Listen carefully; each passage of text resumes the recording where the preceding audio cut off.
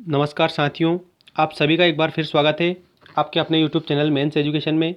आज हम अर्थशास्त्र आदर्श प्रश्न पत्र देखेंगे कक्षा 12वीं मध्य प्रदेश के विद्यार्थियों के लिए।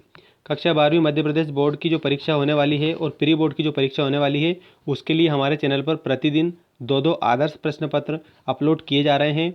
आपसे एक ही आग्रह है दोस्तों कि आप सारे क्वेश्चनों को अच्छी तरह से याद कर लें। ठीक है, सारे के सारे क्वेश्चनों को याद कर लें। और ये दूसरा प्रश्न पत्र है और इस प्रश्न पत्र में दोस्तों आपको पूरे क्वेश्चनों के आंसर बताए जाएंगे और क्वेश्चन भी बताए जाएंगे। ठीक है, अर्थशास्त्र कक्षा 12वीं मध्य प्रदेश बोर्ड परीक्षा और प्री बोर्ड परीक्षा, बिल्कुल ऐसा कैसे आपको पेपर देखने को मिलेगा, मैं सारे क्वेश्चनों के हल भी आपको बताऊंगा। ठीक है, चलिए स्टार्ट करते हैं।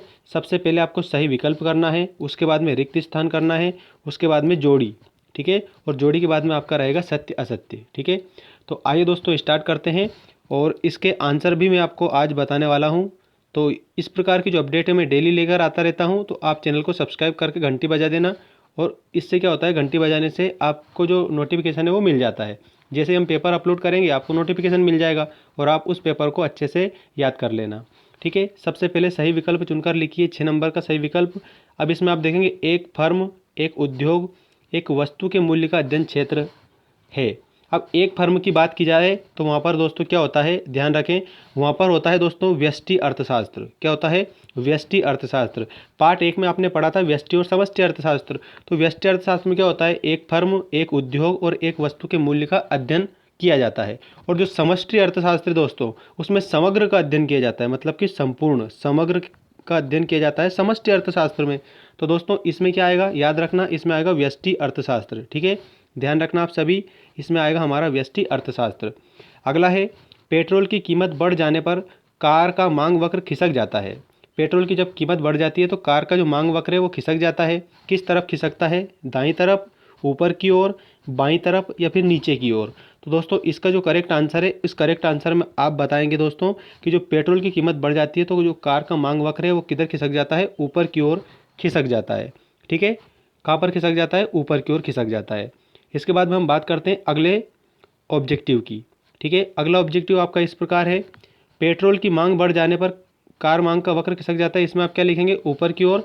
और जो नेक्स्ट वाला है ये है, ध्यान रखें अच्छे से, विक्रेताओं की संख्या बहुत कम होती है। विक्रेताओं की संख्या बहुत कम होती है पूर्ण प्रतियोगिता में, अपूर्ण प्रतियोगिता में, एकाधिकार में या फिर अल्पाधिकार में। तो दोस्तों आप इसमें बताएंगे कि जो विक्रेता है उसकी जो संख्या होती है बहुत कम किस में होती है? वो होती है अल्पाधिकार में। ठीक है, किस में होती है? अल्प अधिकार में विक्रेताओं की संख्या बहुत कम होती है। इसके बाद में राशन की दुकान पर गेहूं की कीमत कहलाती है। ठीक है, जो राशन की दुकान है, ठीक है, उस राशन की दुकान पर जो गेहूं की कीमत है, ठीक है दोस्तों, वो क्या कहलाती है? तो आप इसमें अच्छी तरह से ध्यान रखें। ठीक है, क्या कहलाती है उसमें आपको लिखना है दोस्तों, कीमत तल कहलाती है। क्या कहलाती है? कीमत तल कहलाती है। ये कीमत तल, ऑप्शन डी वाला हमारा इसमें करेक्ट होगा। और मैं इसको अब जूम करके आपको बता रहा हूँ। ठीक है, ये मैंने इसको जूम कर दिया है, अब आप इसका देख सकते हैं अच्छे से। इसका क्या आएगा? कीमत तल। राशन की दुकान पर गेहूं की जो कीमत कहलाती है कीमत तल कहलाती है। विक्रेताओं की संख्या बहुत कम होती है अल्पाधिकार में। ठीक है, अब हम बात करते हैं अगले ऑब्जेक्टिव क्वेश्चनों की। देखिए, मुद्रा का कार्य, मुद्रा का प्राथमिक कार्य पूछा है। ठीक है, मुद्रा का प्राथमिक कार्य क्या है? तो दोस्तों इसका जो करेक्ट आंसर है वो है हमारा मूल्य का मापन। ठीक है, मूल्य का मापन। ये इनके उत्तर भी दे रखे हैं यहाँ पर सारे के सारे, आप इन सारे उत्तर को भी लिख सकते हो एक ही बार में। ठीक है, और वीडियो थोड़ा बैक करके पहले क्वेश्चन लिख लेना और उसके बाद में ये यहाँ से आंसर लिख लेना इसके सारे। अच्छा देखिए नेक्स्ट क्वेश्चन, सरकारी बजट प्रस्तुत किया जाता है वर्ष में। सरकारी बजट एक बार किया जाता है वर्ष में। ठीक है, सरकारी जो बजट है वो कब प्रस्तुत किया जाता है? वर्ष में एक बार ही प्रस्तुत किया जाएगा सरकारी बजट। ठीक है, तो इसका ऑप्शन नंबर ए हमारा करेक्ट होगा। मुद्रा का प्राथमिक कार्य आपको याद रखना है दोस्तों, मुद्रा का प्राथमिक कार्य होता है मूल्य का मापन। क्या होता है? मूल्य का मापन। इसके बाद में अगला जो क्वेश्चन है वो है हमारा रिक्त स्थान। ठीक है, रिक्त स्थान की पूर्ति कीजिए। ये आपको रिक्त स्थान कंप्लीट करने हैं, पूरे पूरे रिक्त स्थान आपको याद करने हैं। मैं रिक्त स्थान पढ़ के बता रहा हूँ और उसके बाद में रिक्त स्थानों के आंसर बताऊँगा। ठीक है, पहले पूरे के पूरे रिक्त स्थान में पढ़ के बता दूंगा, उसके बाद में रिक्त स्थान के आंसर बताऊंगा। चलिए स्टार्ट करते हैं। ऊंची तटस्थता वक्र दर्शाती है स्तर की संतुष्टि। ठीक है, खालिस्तान की आपको पूर्ति करनी है और खालिस्तान में क्या आएगा?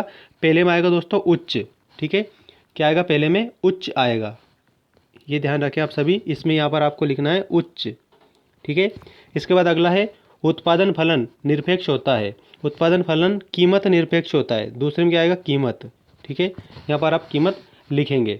ध्यान रखें आप अच्छे से खालिस्तान को। अगला खालिस्तान है मूल्य सामान्य मूल्यों के चारों ओर चक्कर लगाता है। कौन सा मूल्य सामान्य मूल्यों के चारों ओर चक्कर लगाता है? तो वो होता है दोस्तों बाजार मूल्य। कौन सा मूल्य होता है?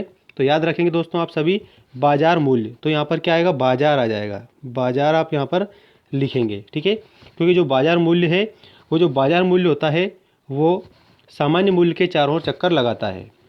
अगला देखिए, न्यूनतम समर्थन मूल्य द्वारा निर्धारित होता है। जो न्यूनतम कम से कम जो समर्थन मूल्य है वो किसके द्वारा निर्धारित होता है?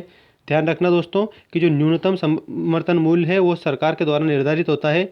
इसमें क्या होता है, जो किसान हैं उनकी फसलों का न्यूनतम जो समर्थन मूल्य है वो बदल जाता है।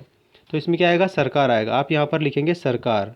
ठीक है, सरकार लिखेंगे। अगला है मुद्रा व धुरी जिसके अर्थ विज्ञान केंद्रित है। तो दोस्तों इसमें आएगा चारों ओर। ठीक है, मुद्रा व धुरी जिसके चारों ओर अर्थ विज्ञान चारों ओर अर्थ विज्ञान केंद्रित है। मुद्रा व धुरी जिसके चारों ओर अर्थ विज्ञान केंद्रित है। देख सकते हैं आप, ये चारों ओर आएगा। और लास्ट वाला जो दे रखा है इसमें आएगा दोस्तों व्यापार। इसके बाद में मैं आपको इसके आंसर बताऊंगा, तो आप उसके आंसरों के जो स्क्रीनशॉट है वो अच्छे से आप ले लेना। संतुलन में केवल दृश्य मध्य सम्मिलित रहती है। ठीक है, अब जो संतुलन है, किस प्रकार का संतुलन है जिसमें दृश्य मध्य सम्मिलित रहती है? तो उसमें आप लिखेंगे दोस्तों व्यापार संतुलन। क्या लिखेंगे? व्यापार संतुलन। देखिए क्या आएगा इसमें, यहाँ पर लास्ट में व्यापार आएगा। आप यहाँ पर क्या लिखेंगे? व्यापार। व्यापार संतुलन में केवल दृश्य मध्य सम्मिलित रहती है। अच्छा, ऊंची तटस्थता वक्र दर्शाती है इस तरह की संस्तुति।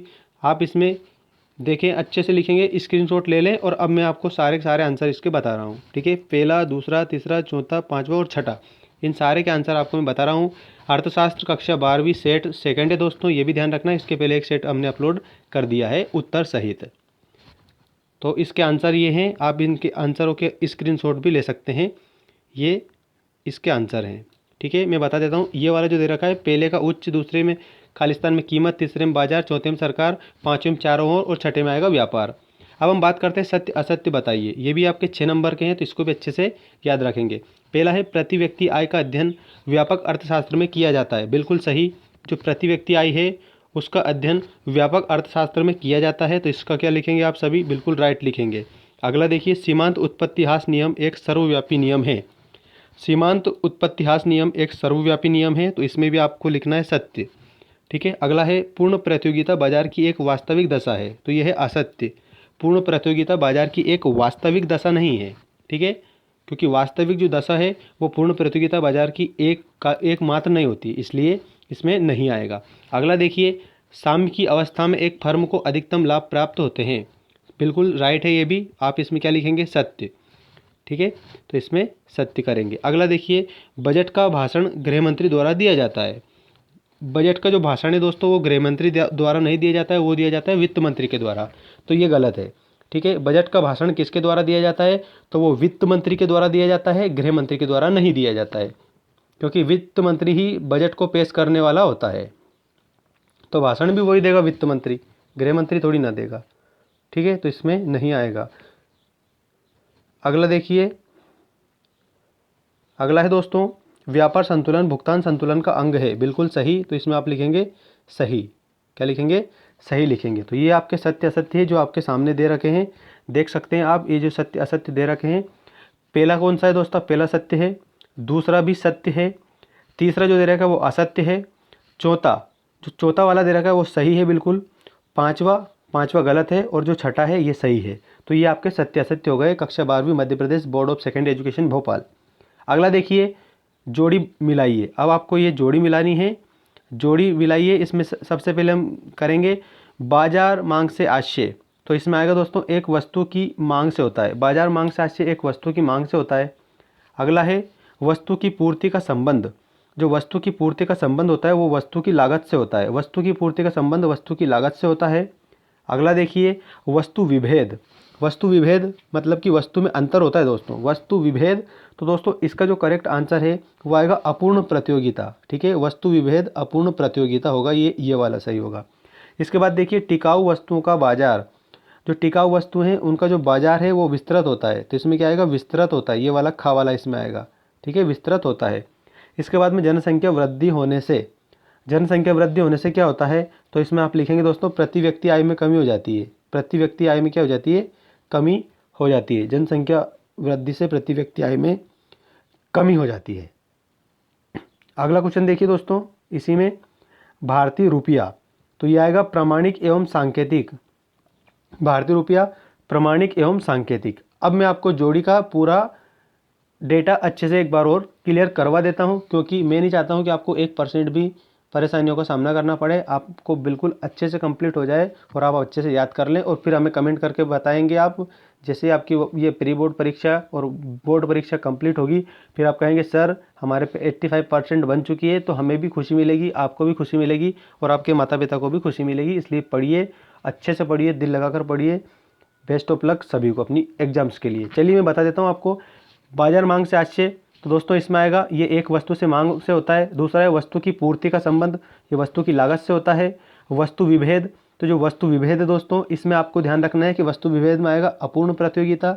इसके बाद टिकाऊ वस्तुओं का बाजार, जो टिकाऊ वस्तुओं का जो बाजार होता है दोस्तों, उसमें आपको याद रखना है विस्तृत होता है।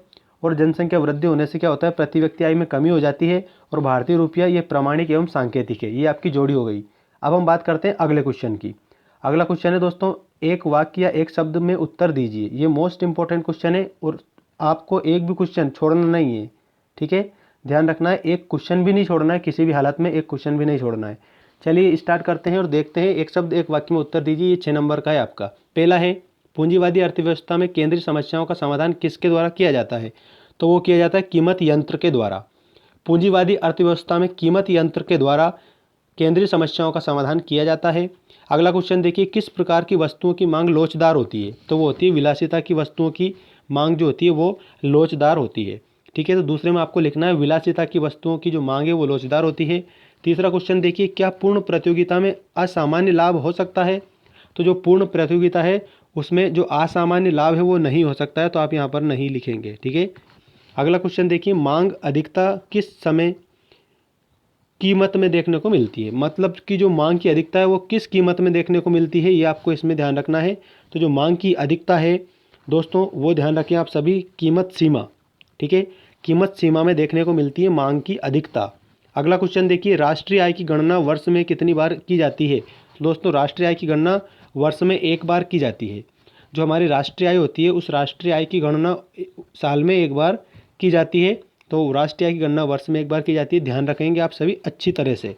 अगला देखिए, व्यापार संतुलन में कौन सी मदें शामिल की जाती है, तो जो व्यापार संतुलन होता है उसमें दृश्य मदें सम्मिलित की जाती है, तो आंसर क्या आएगा इसमें, दृश्य मदें, ठीक है। अब आपको मैं ये एक बार और अच्छे से जल्दी जल्दी बता देता हूँ, क्योंकि इसमें आपका रिविजन भी हो जाएगा। इसके बाद में हम क्वेश्चन आंसर देखेंगे सारे। पहला है पूंजीवादी अर्थव्यवस्था में केंद्रीय समस्याओं का समाधान कीमत यंत्र के द्वारा होता है। दूसरा है विलासिता की वस्तुओं की जो मांग है वो लोचदार होती है। तीसरा है ये जो पूर्ण प्रतियोगिता है इसमें असामान्य लाभ नहीं हो सकता है।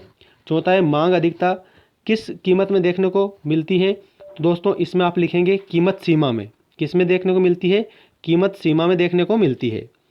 अगला जो ये है ये हमारा इस प्रकार है, राष्ट्रीय आय की जो गणना है साल में एक बार की जाती है। और लास्ट वाला देखिए, व्यापार संतुलन में कौन सी मदें शामिल की जाती है, तो वो होती है दृश्य मदें शामिल की जाती है, ठीक है। अब मैं इसका थोड़ा सा इसको डार्क जो हो गया है इसको मैं सही करके अब भी कंप्लीट आपको पूरा बताता हूँ।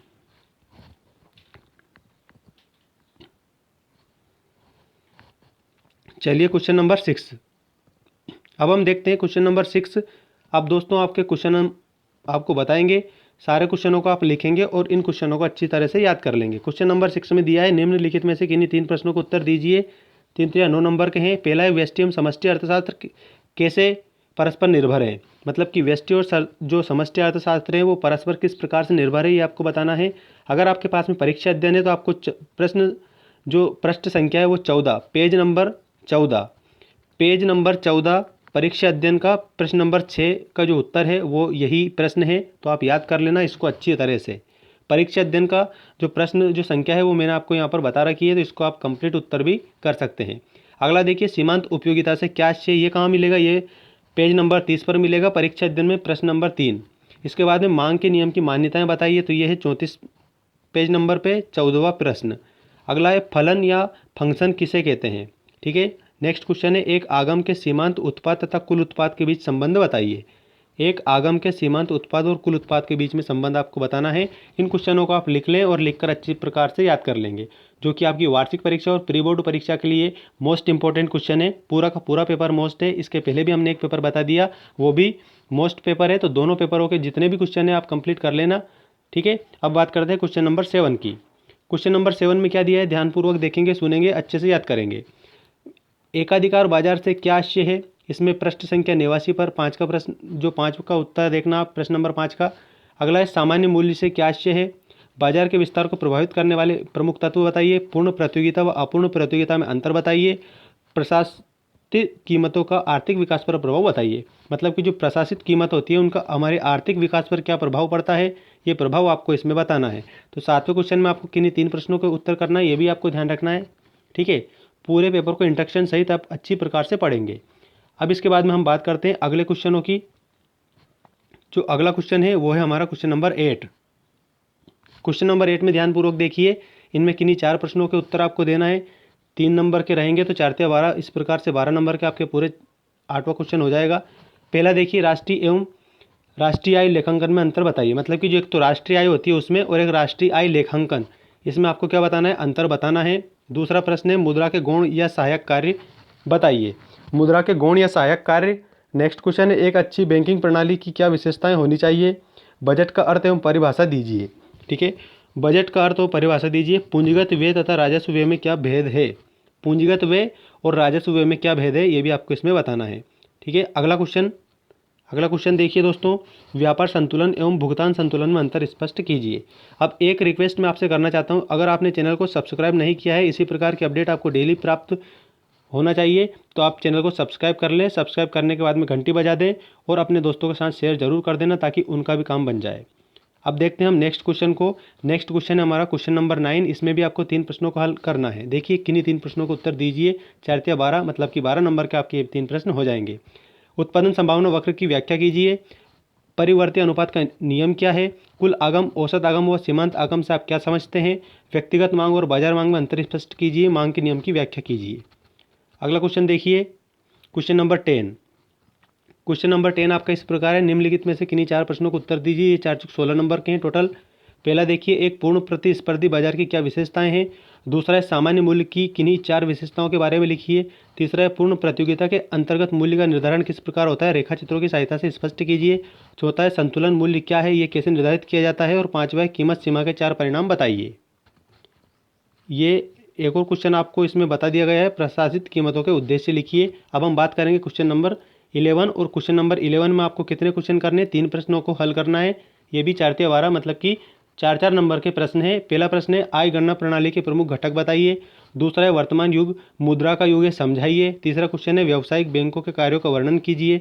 चौथा क्वेश्चन है आयकर की विशेषताएं लिखिए। और 5वां क्वेश्चन है भुगतान संतुलन या शेष में असंतुलन के प्रमुख कारण लिखिए। तो दोस्तों ये था आज का हमारा कक्षा 12वीं Madhya Pradesh board of secondary education Bhopal pre board परीक्षा और बोर्ड परीक्षा का आदर्श प्रश्न पत्र हल सहित, जिसमें आपको 36 नंबर के जो क्वेश्चन है उसके तो आपको आंसर बता ही दिए गए हैं और बाकी प्रश्न बताए हैं, क्योंकि मॉडल पेपर में हमेशा प्रश्न पूरे के पूरे प्रश्न और किस प्रकार से वो पेपर होता है वो बताया जाता है, जो कि हमने हमारा प्रयास पूरा किया है। अब हम उम्मीद करते हैं कि आप बिल्कुल इस वीडियो को शेयर करेंगे, अपने सभी दोस्तों के साथ शेयर करेंगे और अच्छी तरह से याद करेंगे। ठीक है दोस्तों, अगले वीडियो में आपको राजनीति विज्ञान का पेपर बताया जाएगा। और राजनीति विज्ञान का पेपर जिस प्रकार से आज आपको ये पेपर बताया है, ठीक इसी प्रकार से आदर्श प्रश्न पत्र हल सहित रहेगा। और अगर आपकी किसी प्रकार की क्वायरी है तो हमें कमेंट करके बता सकते हैं और हमारे टेलीग्राम चैनल से भी जुड़ सकते हैं, जिसकी जो लिंक है हमने चैनल पर जोड़ रखी है। अबाउट में जाकर आप टेलीग्राम चैनल से जुड़ सकते हैं। धन्यवाद दोस्तों। कक्षा 12वीं का पेपर था, एक बार और मैं बता रहा हूँ, मध्य प्रदेश प्री बोर्ड परीक्षा कक्षा 12वीं। वीडियो देखने के लिए धन्यवाद।